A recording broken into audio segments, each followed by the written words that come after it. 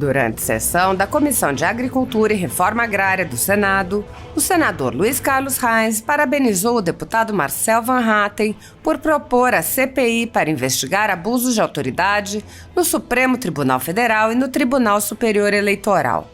O requerimento obteve 181 assinaturas em pouco mais de um dia, já foi protocolado e segue amealhando apoios. Reis disse: "Eu quero cumprimentar o deputado Marcel Van Hatten e outros tantos que estão instalando uma CPI na Câmara dos Deputados sobre a questão do TSE. E lamentar que, mais uma vez, ontem, o ministro Alexandre de Moraes, com a sua atitude, acirra os ânimos. Eu acho que ele está escondendo alguma coisa, que não quer abrir uma investigação. Quem não deve, não teme."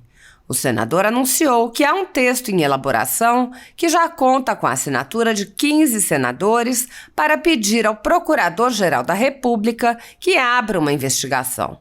Reis disse: "Eu só quero abrir uma investigação. Se nós estamos certos ou errados, não tem problema nenhum. Quem não deve, não teme. E o que o ministro fez ontem, ele está acirrando os ânimos. Já dizia Rui Barbosa, a pior ditadura é a ditadura do judiciário.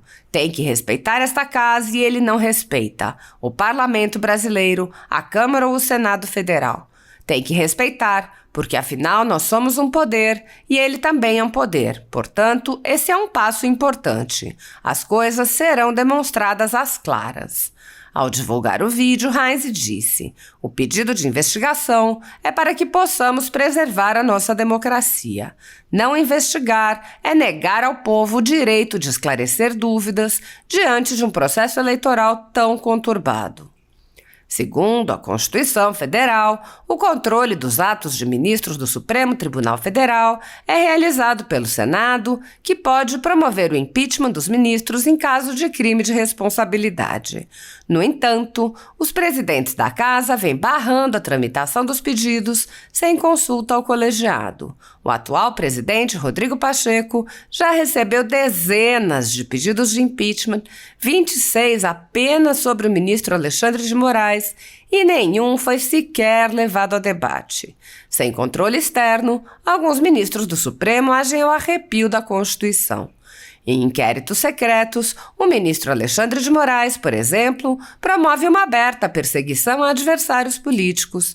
Em um desses inquéritos, a Folha Política teve sua sede invadida e todos os seus equipamentos apreendidos. O inquérito foi arquivado por falta de indícios de crimes, mas os dados sigilosos foram compartilhados com outros inquéritos abertos de ofício e com a CPI da pandemia, que compartilha dados sigilosos com a velha imprensa. Sem justificativa jurídica, o ministro Luiz Felipe Salomão, ex-corregedor do Tribunal Superior Eleitoral, confiscou toda a renda da Folha Política e de outros sites e canais conservadores para impedir suas atividades. A decisão teve o aplauso e o respaldo dos ministros Luiz Roberto Barroso, Alexandre de Moraes e Edson Fachin. Há mais de 16 meses, os jornais, sites e canais conservadores têm todos os seus rendimentos retidos sem qualquer base legal. Se você apoia o trabalho da Folha Política e pode ajudar a impedir o fechamento do jornal, doe qualquer valor através do Pix, utilizando o QR Code que está visível na tela ou o código ajude@folhapolitica.org. Caso não utilize Pix, há a opção de transferência bancária para a conta da empresa Raposo Fernandes, disponível na descrição deste vídeo e no comentário fixado no topo. Há 10 anos, a Folha Política vem mostrando os fatos da política brasileira e dando voz a pessoas que o cartel midiático quer calar. Pix ajude@folhapolitica.org. Assista. Agora, o segundo assunto, também muito importante e definitivo. Eu quero cumprimentar o deputado Marcelo Van Hatten e outros tantos que estão instalando uma CPI lá no Senado, na Câmara dos Deputados, sobre a questão do TSE, Tribunal Superior Eleitoral. E lamentar que, mais uma vez, ontem, o ministro Alexandre de Moraes, com a sua atitude, ele acirra os ânimos. Eu acho que ele está escondendo alguma coisa que não quer abrir uma investigação do processo eleitoral brasileiro. Quem não deve, não teme. Quero agradecer também que 14 senadores que assinaram comigo um documento que nós vamos entregar entre hoje e segunda-feira ao Procurador-Geral da República para que ele possa abrir uma investigação. Eu só quero abrir uma investigação. Se nós estamos certos, estamos errados, não tem problema nenhum. Quem não deve, não teme. E o que o ministro fez ontem, ele está acirrando os ânimos. Já dizia Rui Barbosa, a pior ditadura é a ditadura do judiciário. Ele tem que respeitar essa casa e ele não respeita. O Parlamento brasileiro, a Câmara ou o Senado Federal, tem que respeitar, porque afinal nós somos um poder e ele também é um poder.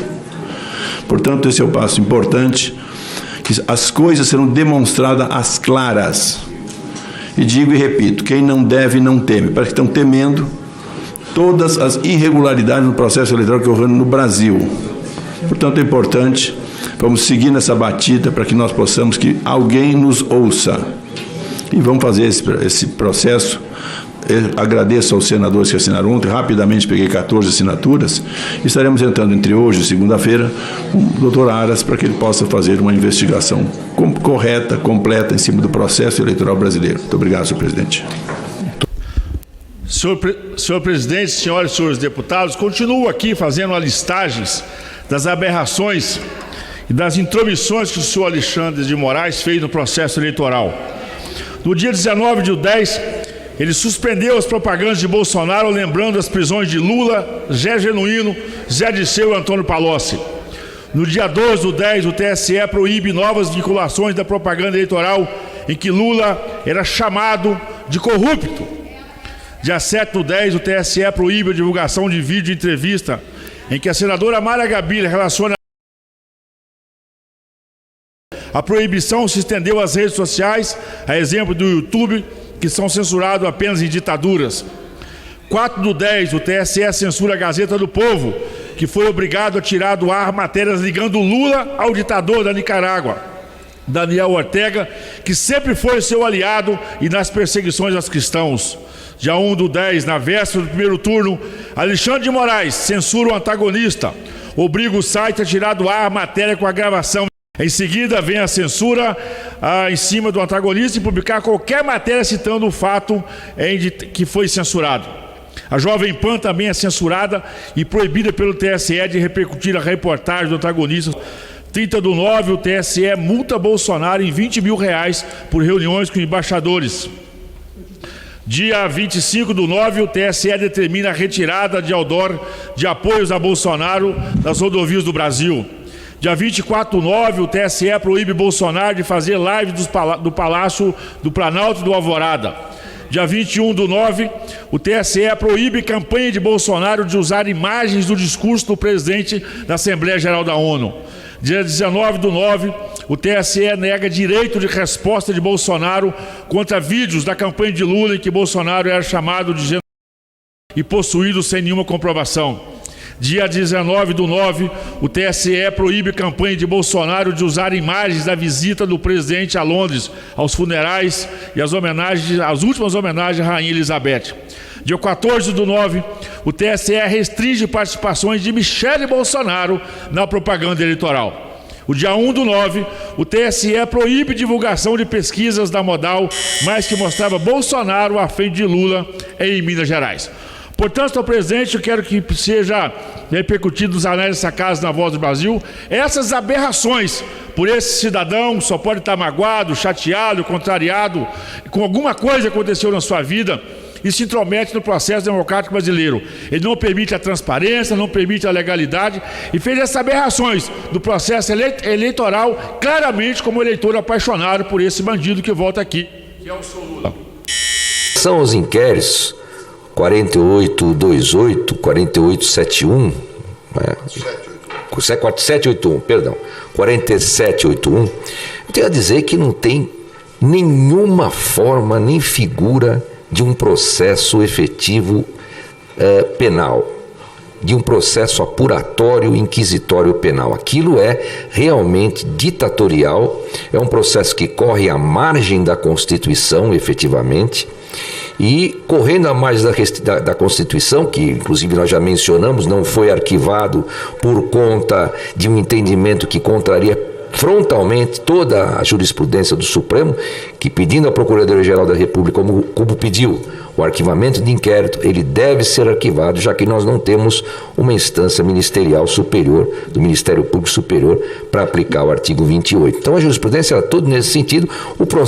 Esse processo prossegue em que confundem-se ali vítima, acusador, julgador, não é? E, além de tudo, muitos que estão ali envolvidos no inquérito não estão efetivamente incluídos na competência do Supremo por prerrogativa de foro.